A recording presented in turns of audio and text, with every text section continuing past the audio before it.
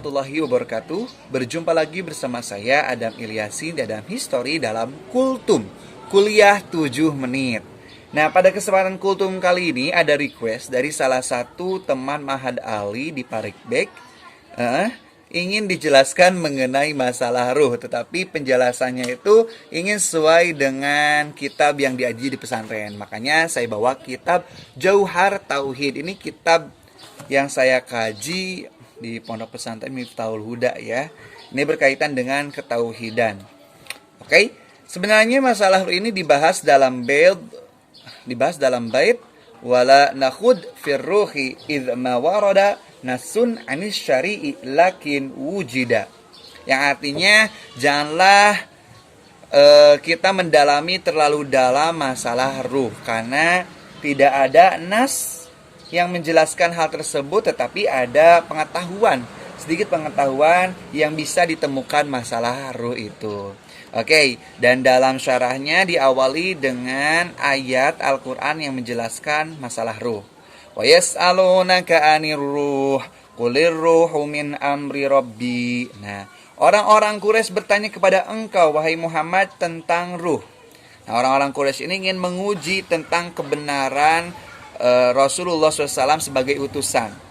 Nah, jadi orang-orang Quraisy ini bertanya kepada Nabi Muhammad, apa itu ruh, seperti apa ruh? Nah, lalu Allah dengan ayat selanjutnya, Qulir ruhu min amri rabbi, ceritakan wahai Muhammad, sungguhnya ruh itu adalah urusan Tuhanku.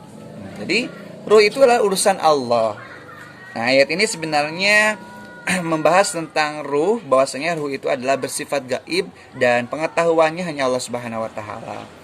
Dalam kitab ini dijelaskan, ayat ini sebenarnya ingin menjelaskan li'adzil mar'i haitsu lam ya'lam haqiqata nafsihi.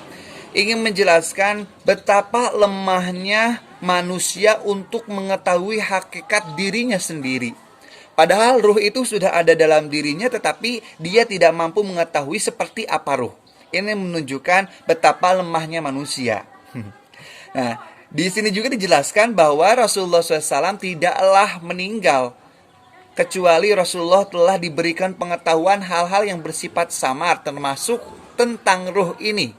Nah, jadi Rasulullah belum bisa menjawab tentang perihal ruh ini karena memang Allah belum membukakan rahasia tentang ruh kepada baginda Muhammad SAW secara langsung.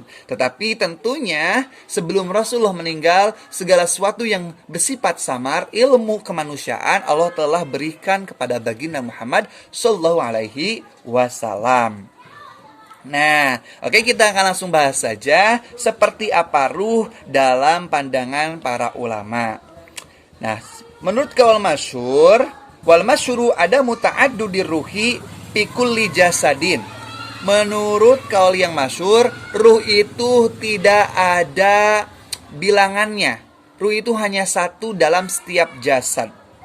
Tetapi menurut Syekh Izzu bin Abdus Salam, beliau menjelaskan bahwa ruh dalam jasad kita itu ada dua. Yang pertama ada yang dinamakan dengan ruhul yaqdoh. Ruhul yaqdoh ini Allah berjalankan. Ketika ruhul yaqdoh ini ada dalam jasad kita, maka kita ada dalam keadaan sadar, keadaan bangun. Ada juga yang kedua adalah ruhul hayat. Ruhul hayat ini adalah Allah ketika menyimpan ruhul hayat dalam jasad kita, maka kita hidup. Ketika jasad kita terpisah dengan ruhul hayat ini, berarti kita dalam keadaan mati. Nah, ini dua ruh ini ada dalam diri kita. Selanjutnya, kita akan menjelaskan mengenai definisi ruh. Nah, para ulama memiliki definisi-definisi yang berbeda mengenai ruh ini. Tetapi kaul yang dipilih adalah definisi yang dikemukakan oleh Imam Haramain. Imam Haramain berpendapat bahwa yang dinamakan dengan ruh adalah jismun latifun syifafun mustabikun bil jismi kashtibakil ma'i bil audil akhdari.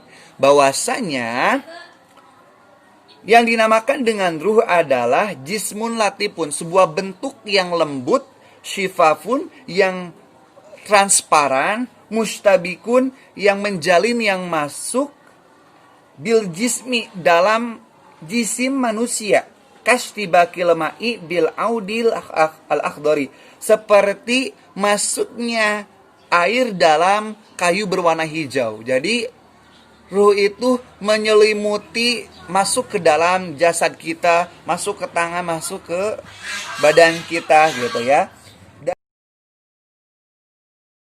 Sedangkan bentuk ruh, menurut Abdurrahim bin Khalid, beliau menjelaskan bahwa ruh itu adalah sebuah bentuk dzusuratin kasuratil jasadi, memiliki rupa seperti rupa jasad. Mereka memiliki dua tangan, memiliki dua kaki, dua mata, dan memiliki kepala. Jadi hampir sama dengan bentuk raga kita. Lalu di manakah tempat berdiamnya ruh itu dalam jasad kita? Maka menurut pendapat Imam Haramain itu menyebar semuanya, ada dalam jasad kita. Jadi ruh itu kan seperti air yang masuk gitu ya. Jadi ketika air masuk akan langsung masuk ke bagian-bagian dalam tubuh kita. Itu menurut Imam Haramain. Tetapi menurut Qil ataupun sebagian ulama menjelaskan tempat berdiamnya ruh itu dalam jasad kita adalah perut kita. Ada juga yang menjelaskan hati kita ataupun dekat hati. Lalu di manakah tempat berdiamnya para ruh ketika telah berpisah dengan jasadnya? Maka fa'arwahus su'adai bi'abniyatil kuburi ala sohihi. Mereka para ruh yang telah terpisah dengan jasadnya, ruh yang bahagia yang akan masuk surga, mereka berdiam diri di halaman kuburan. Itu menurut kaul yang sahih. Tetapi menurut Qil berpendapat inda Adam alaihissalam fi sama'id dunya, ruh-ruh yang bahagia yang akan mendapatkan kenikmatan dari Allah Subhanahu wa taala, mereka akan bersanding bersama Nabi Adam alaihissalam di langit dunia, tetapi tidak bersifat selamanya. Adapun ruh-ruh orang-orang yang kafir, ruh-ruh orang-orang yang kafir ini papis sijin fil ardi, yaitu berdiam diri di bumi paling bawah. Ya, bumi yang paling bawah, 7 bumi yang paling bawah. Mahbusatun, ada dalam keadaan terpenjara. Nah, itulah sebagian pengetahuan mengenai ruh. Intinya, ruh itu adalah urusan Allah Subhanahu wa taala ya, tapi ada sebagian memang pengetahuan-pengetahuan yang dijelaskan oleh para ulama mengenai ruh ini. Semoga bermanfaat. Billahi taufiq wal hidayah wal afu minkum. Wassalamualaikum warahmatullahi wabarakatuh.